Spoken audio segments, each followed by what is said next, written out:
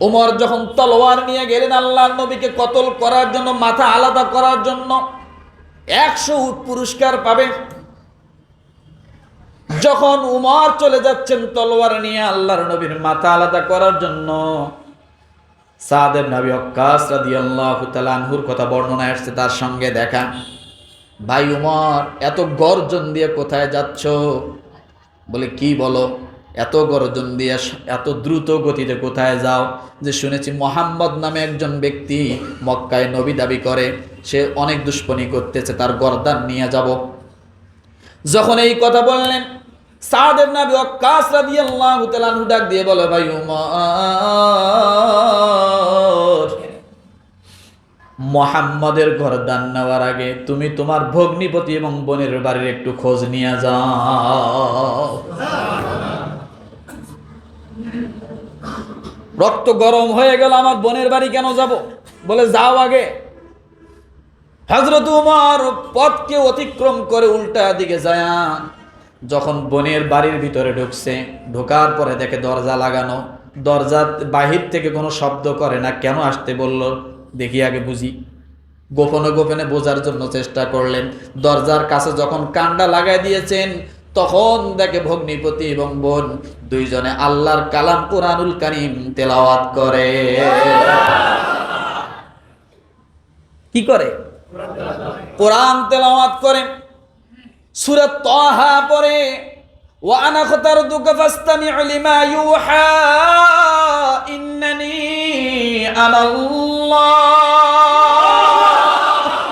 লা ইলাহা ইল্লা আনা ফা'বুদনি লা ইলাহা ইল্লা আনা ফা'বুদনি। যখন কোরআনুল কারীমের আয়াতটা উমরের কানের মধ্যে এসে ধাক্কা লেগেছে, এরপরে জোর দিয়ে দরজা ভেঙে বলতেছে, কি পড়তেছিল? যখন এই দরজা ভাঙছে, দুইজন দুই দিকে, একজন খাটের উপরে, একজন খাটের তলে লুকাইছে, টান দিয়ে বাইর করেছে আর বলেছে, এই মুহূর্তে কোন শব্দ ব্যবহার করেছো বলো, কোন জিনিস তোমরা এখানে পড়তেছো দরজা লাগায়া? বলছে এই মুহূর্তে দেওয়া যাবে না, গোসল করতে হবে, উযু করতে হবে, তারপরে আসতে হবে। বললাম আমি সব রাজি আছি। সব রাজি থাকার পরে আল্লাহর কালামের আয়াতের টুকরা যখন তাদের সামনে আনলো, হযরত উমর দেখার সঙ্গে সঙ্গে মনটা অন্যরকম পাল্টে গেল। ডাক দিয়ে বলে, চলো আমি মুহাম্মাদের কাছে যাব। মুহাম্মাদুর রাসূলুল্লাহ সাল্লাল্লাহু আলাইহি ওয়াসাল্লামের কাছে যখন উমর গেলেন, যাওয়ার পরে ডাক দিয়ে যখন রসুলের চোখের সঙ্গে চোখ পড়ে গেছে, উমরের চোখের সঙ্গে চোখ পড়ার সঙ্গে সঙ্গে অটোমেটিক রসুলের প্রতি মায়া জেগে গেছে। যে আধুনিক দুনিয়ায় ক্ষমতা অর্জন করতে হলে এই ক্ষমতার শক্তি যে জিনিস দ্বারা তৈরি হয়, সেটার নাম হলো অর্থ। কি কথা বলে? সেটার নাম কি? অর্থ, সম্পদ। আর এই সম্পদ দ্বারা, এই সম্পদ কিভাবে অর্জন হয় সেটা আমরা জেনেছি। যে কোনো জিনিসের উদ্যোক্তা সৃষ্টি করা, যে কোনো জিনিসের লাভবান জিনিসকে সূচনা করা, এক কথায় ব্যবসা করা। এক কথায় কি করা? আমরা এখানে অনেক চাকরিজীবী ভাই আছি, আবার আমাদের বয়সের, আমাদের সমাজের, আমাদের গ্রামের অনেকেই আছে ছোট ছোট ব্যবসা করে। এক সময় অনেক ইতিহাস দেখা যায় যে ছোট ব্যবসা থেকে নিয়ে শুরু করে আস্তে আস্তে অনেক বড় ব্যবসায়ী হয়েছে। এরকম আছে না? তো ব্যবসায় বরকত। আধুনিক দুনিয়ায় যারা আজকে ক্ষমতাধর, তারা যে রাষ্ট্রগুলো ক্ষমতায় আছে, ক্ষমতা দেখাচ্ছে, চোখ রাঙ্গাচ্ছে, তারা সব রাষ্ট্রগুলো ব্যবসায়িক এবং তারা উদ্ভাবক। তারা যে কোনো জিনিসকে উদ্ভাবন করে। জিনিস আপনার, কিন্তু তারা আপনার কাছে এসে উদ্ভাবক হিসেবে দাঁড়ায়। যেমন আমি বলেছি, স্বর্ণের খনি আমাদের, কিন্তু আমরা উঠাইতে পারি না। উঠায় কারা? তারা উঠায়, পশ্চিমারা উঠায়, বড় বড় শক্তিধর দেশগুলো উঠায়। তারা বেশিরভাগ নিয়ে যায়, 100 ভাগের 80 ভাগ তারা নিয়ে যায়, 20 ভাগ আপনাকে দেয়, কিন্তু সম্পদ আপনার। এই যে মেশিন দিয়ে উঠাচ্ছে, যে কলা কৌশলে উঠাচ্ছে, এগুলা কিন্তু আমরা উদ্ভাবন করতে পারিনি। এটার ভিতরে তারা রিসার্চ করেছে, এটার ভিতরে তারা শ্রম দিয়েছে, মেধা খাটিয়েছে, তারা এটার ভিতরে অলসতা করেনি বিধায় আজকে সফলতা লাভ করেছে। আমরা যদি এভাবে আমাদের ইসলামের সূচনা যুগটা যদি আমরা দেখি, রাসূলুল্লাহ সাল্লাল্লাহু আলাইহি ওয়াসাল্লামের সময়ে যদি আমরা দেখি যে ইসলাম প্রসার হলো কিভাবে, তাহলে আমি দুইটা যদি আপনাদেরকে দলিল দেই, তাহলে আপনারা বুঝবেন যে ইসলাম কিভাবে রাসূল সাল্লাল্লাহু আলাইহি ওয়াসাল্লাম প্রসার করেছেন, তার পিছনে সম্পদ কাজ করছে কিনা। 1 নম্বরে আসেন, রাসূলুল্লাহ সাল্লাল্লাহু আলাইহি ওয়াসাল্লাম, এই বিষয়টা একটু জানার পরে আমি আজকের বিষয়ের উপর যাব। রাসূলুল্লাহ সাল্লাল্লাহু আলাইহি ওয়াসাল্লাম 25 বছর বয়সে বিবাহ করলেন কাকে বলেন তো? রাসূলের প্রথম স্ত্রীর নাম কি? জবান খোলেন, বলেন। রাসূলের প্রথম স্ত্রীর নাম খাদিজা রাদিয়াল্লাহু তাআলা আনহা। রাসূল নবী হবেন, নবুয়তের কাজ করবেন, এটা আল্লাহ জানে কিনা? আল্লাহ জানে। কিন্তু যে কোনো কাজ আপনি করতে যান, অর্থ ছাড়া হবে না। যে যত কথাই বলুক, অর্থের প্রয়োজন আছে, আছে না নাই? আল্লাহকে খুশি করতে গেলেও অর্থ লাগে নাকি? বাড়িয়ে বললাম? আপনি ইসলামের যে 5টা স্তম্ভর কাজ আছে, দেখেন প্রত্যেকটাতে কোনো না কোনো ভাবে অর্থের যোগান আছে। যাকাত একটা অর্থের কাজ। যদি আপনার কাছে অর্থ না থাকে, আপনি জিন্দিগিতে যাকাত দিতে পারবেন না। হজ একটা অর্থের কাজ। যদি আপনার কাছে অর্থ না থাকে, আপনি হজ করতে পারবেন না। এরপরে রোজা, রোজাতেও আল্লাহ অর্থ লাগাইছেন। কিভাবে লাগাইছেন দেখেন, রাসূল সাল্লাল্লাহু আলাইহি ওয়াসাল্লাম বলেছেন, তোমরা চাহারি খাও, রোজা রাখো। তা চাহারি খাইতে গেলে সেখানে অর্থের প্রয়োজন আছে না নেই? আবার রাসূল বলছে যে কোনো মানুষ যদি একটা রোজাদারকে ইফতারি করায়, সে ডবল রোজার সওয়াব পাবে। এখন আপনি যখন অন্য কাউকে খাওয়াইতে যাবেন, সেখানে আপনার অর্থের প্রয়োজন আছে না নাই? 1 পোয়া খেজুর কিনলেও তো টাকা দিয়ে কিনতে হবে, আমাদের কথাটাই বলি। আর যদি আপনি না কেনেন, আপনার নিজস্ব গাছ থাকতে হবে।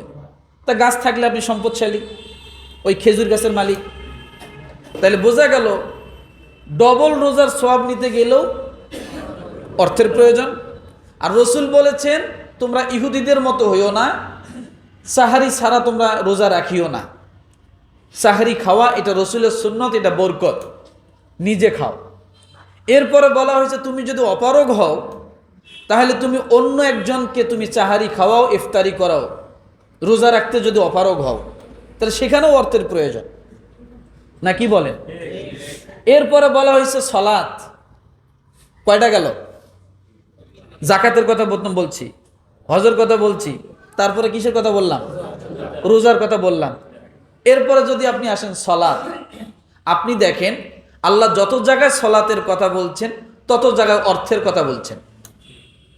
ওয়া আকিমুস সালাত ওয়া আতুজ যাকাত। আপনি শুধু নামাজ পড়বেন, যাকাত দিবেন না, হবে না। নামাজের পাশাপাশি আল্লাহ কি রাখছেন?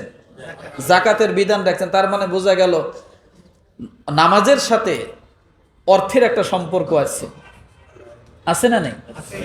এরপরে শুধু তাই নয়, আল্লাহ বলেছেন, ইয়া বানি আদম খুযু যিনাতাকুম ইনদা কুল্লি মাসজিদ। তোমরা যখন মসজিদে প্রবেশ করবে, সুন্দর সুন্দর কাপড় পরিধান করো, ভালো পোশাক পরিধান করো। কে বলছে এটা?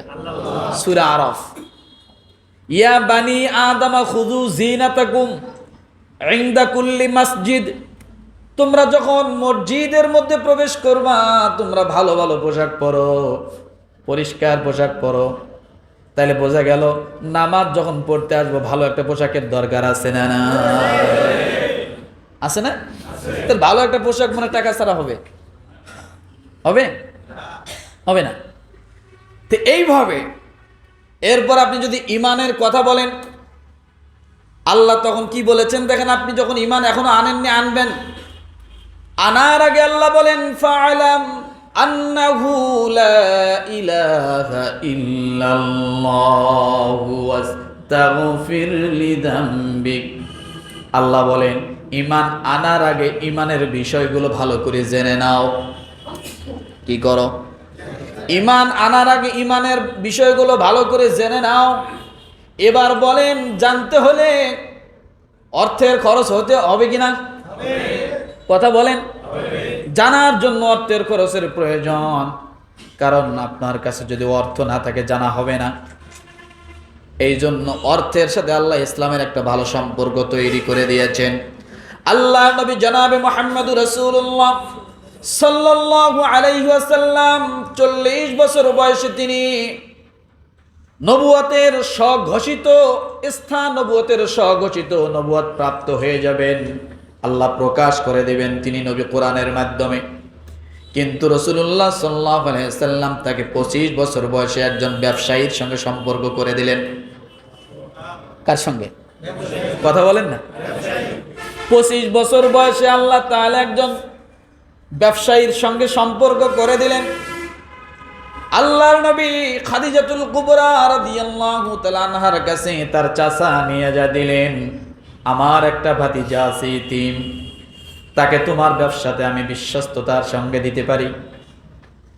বলল সে কি আমানতদার? বলে হ্যাঁ, বড় আমানতদার। ব্যবসায়ীর সঙ্গে আল্লাহ সম্পর্ক কেমনে জোড়ায় দিলেন। খাদিজা রাদিয়াল্লাহু তাআলা আনহার সঙ্গে যখন তার পরিচয় হয়ে গেল, ব্যবসায়িক পরিচয় হয়ে গেল, এরপরে আল্লাহ রাব্বুল আলামিন জানায় দিচ্ছেন খাদিজা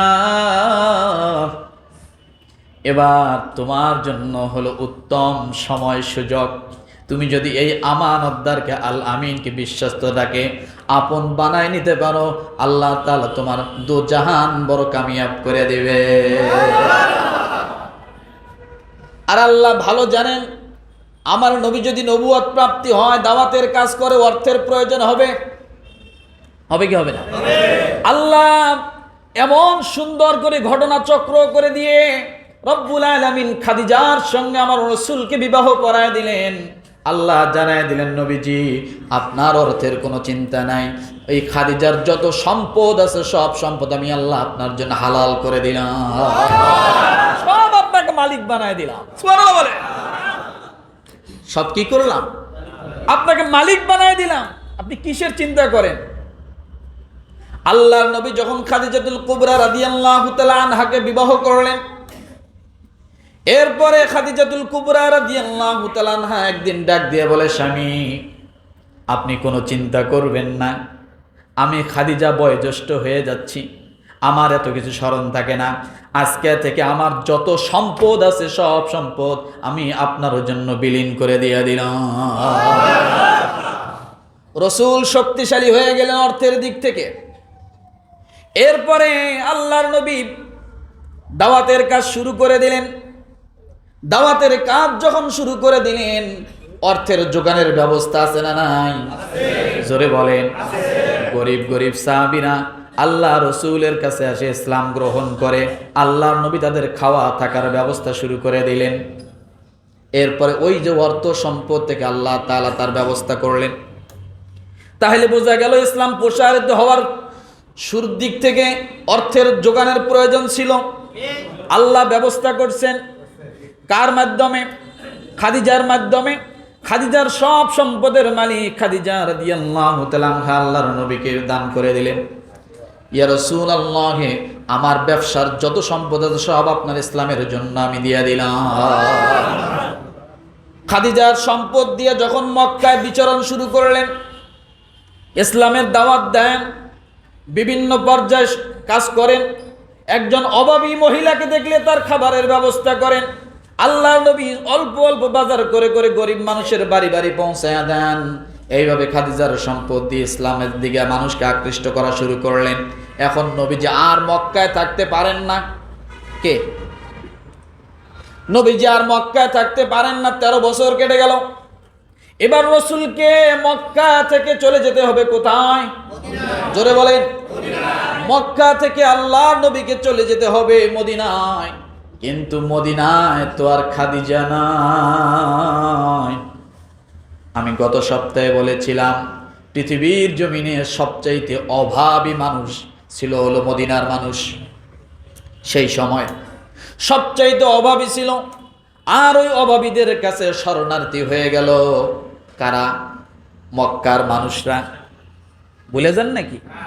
মক্কার মুহাজিররা সাহাবায়ে কিরামরা চলে গেছিলেন না? কোথায় গেছিলেন? কিন্তু ওই সময় মদিনা সবচাইতে দুর্ভিক্ষ ছিল, অভাবী ছিল, তারা নিজেরাই খাইতে পারতো না। কিন্তু এবার মক্কা থেকে মদিনায় যাওয়ার স্মৃতিটা দেখেন, ইতিহাসটা দেখেন। আল্লাহর নবী যেদিন জানলেন মক্কা থেকে মদিনায় ভ্রমণ করতে হবে, মক্কায় আমার জায়গা হবে না,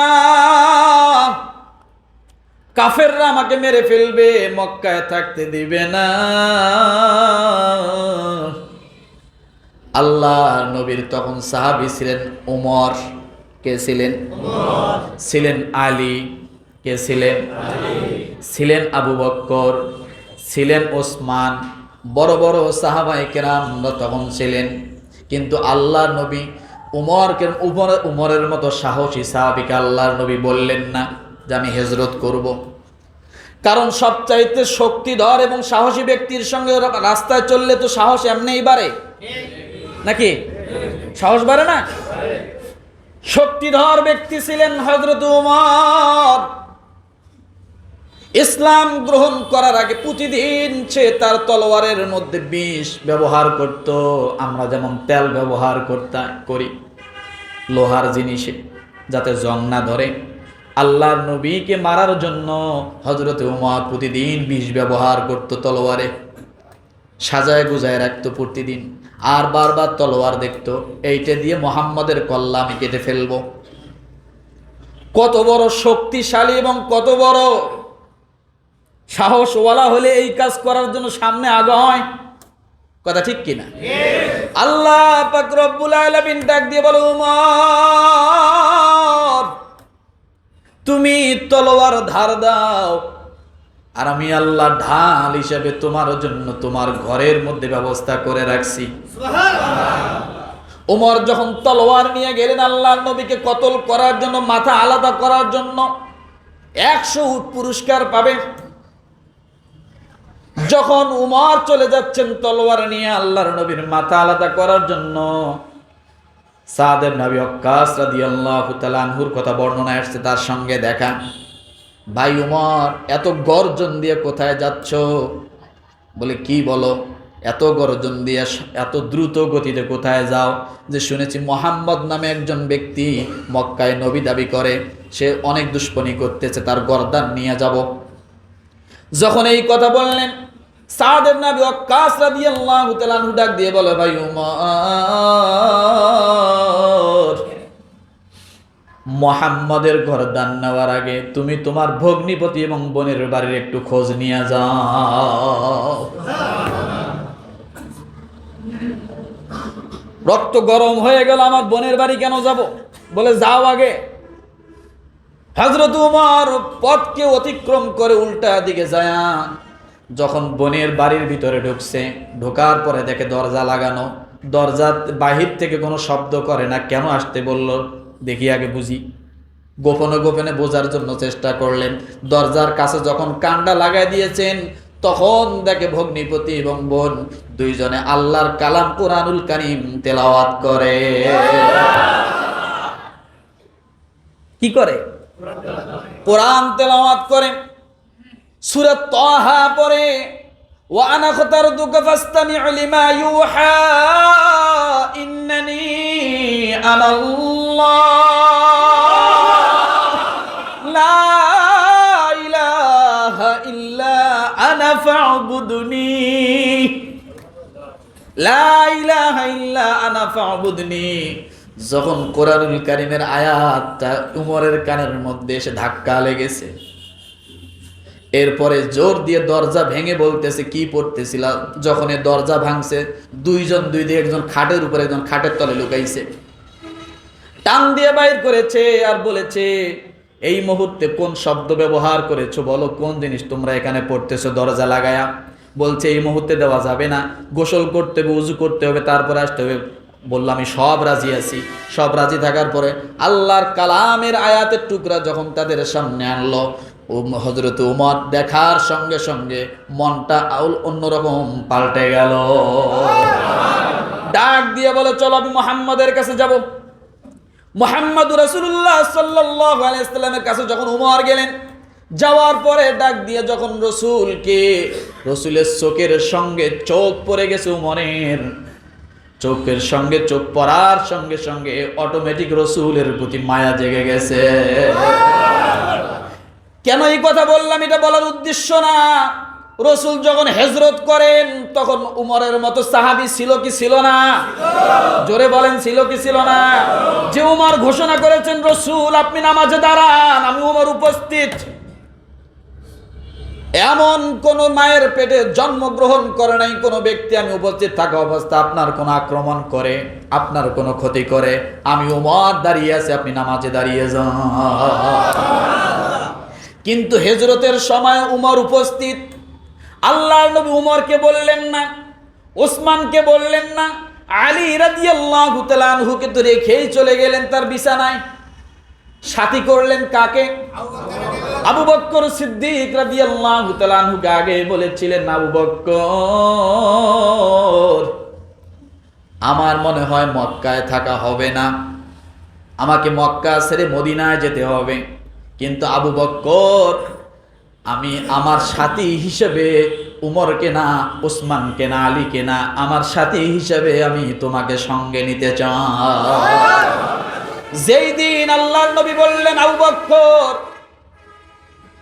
আমি তোমাকে সাথে নিতে চাই, দেখেন উমরের মতো তেজস্ক্রিয় সাহাবী আছে বললেন না, কিন্তু আবু বকরের মতো সাহাবীকে বললেন। অথচ আল্লাহ পাক রব্বুল আলামিন ডাক দিয়ে বললেন, হাবিব আপনি বলে দেন, আরহামু উম্মতি বিউম্মতি আবু বকর। পৃথিবীর জমিনে যত মানুষ জন্মগ্রহণ করেছে তার মধ্যে সবচাইতে নরম দিলওয়ালা মানুষ হলো আবু বকর। আচ্ছা বলেন, রসুল এখন হিজরত করবে, এখানে কি নরম দিলওয়ালা মানুষের কাজ? বলেন তো, নাকি গরম দিলওয়ালা মানুষের কাজ? কারণ সামনে যেন কোনো ঝড়ঝাপটা বিপদ আপদ না আসে, কথা ঠিক কিনা? কিন্তু রসুল কাকে নির্বাচন করলেন? শক্তিশালী না দুর্বলকে? আরহাম উম্মতি বিউম্মতি আবু বকর, সবচেয়ে আরহাম নরম দিলের সাহাবীকে রসুল বললেন, আমার মনে হয় আর মক্কায় থাকা হবে না, আমাকে হিজরত করতে হবে, আমার মন চায় তোমাকে সাথে নিতে। যেদিন এই কথা বলেছেন, ওই দিন সঙ্গে সঙ্গে আল্লাহর নবীর দরবার থেকে বাড়িতে যাইয়া হযরত আবু বকর সিদ্দিক রাদিয়াল্লাহু তাআলা আনহু বাড়ি থেকে টাকা আনিয়া সওয়ারির জন্য, হিজরতের জন্য বিশাল সুন্দর করে একটা ঘোড়া কিনে ফেলেছেন, অথবা উট কিনে ফেলেছেন। কি কিনলেন? কি কিনলেন? এবার বোঝেন তো, উমরকে যদি ওই মুহূর্তে নিত, উট কিনতে পারতো? কথা বলে, সওয়ারি কিনতে পারতো না। সওয়ারি যে কিনতে পারবে, রসুল তাকে সাথে নিচ্ছে। 6 মাস আগে সওয়ারি কেনা শেষ, এরপরে 6 মাস ধরে তারে খাওয়ায়, তারে লালন পালন করে, তারে প্রতিদিন ই করে, এরপরে আল্লাহর নবীর জন্য সে অপেক্ষা করে, খাওয়া দাওয়ার ব্যবস্থা তার ঘরে হয়। তাইলে বোঝা গেল ইসলামের শুরু লগ্নে অর্থের যোগান দিয়েছে খাদিজা রাদিয়াল্লাহু তাআলা আনহা, আর হিজরতের সময় অর্থের যোগান দিয়ে সওয়ারি নিয়ে আল্লাহ রসুলকে সাথে নিয়ে তার ঘরের খাবার সহ নিয়ে মদিনায়, মক্কার ইসলাম মদিনায় নিয়ে গেছেন। এখানেও অর্থের যোগান আছে না নাই? এই জন্য বলেছি, আধুনিক যুগে ক্ষমতা অর্জন যদি আপনি করতে চান, আপনার জন্য আগে ক্ষমতা অর্জনের আগে অর্থের প্রয়োজন। আর অর্থ আসবে কি করে? গোলামি করে না, যে কোনো জিনিস উদ্ভাবন করেই তৈরি করতে হবে, মেধা খাটাইতে হবে। যার কারণে আজকে বিশ্বের যারা মোড়লগিরি দেখাচ্ছে, আমি বলেছি যে তারা আজকে এত অর্থ কোথায় পেল, তারা আমাদেরকে মারার জন্য যে অস্ত্র আমাদের কাছেই বিক্রি করে, আমাদেরকে মারার অস্ত্র আমাদের কাছেই কি করে? বিক্রি করে। আর আমরা মুসলমানরা তাদের কাছ থেকে অস্ত্র কিনি আর মুসলমানকে মারি, না কি বলেন?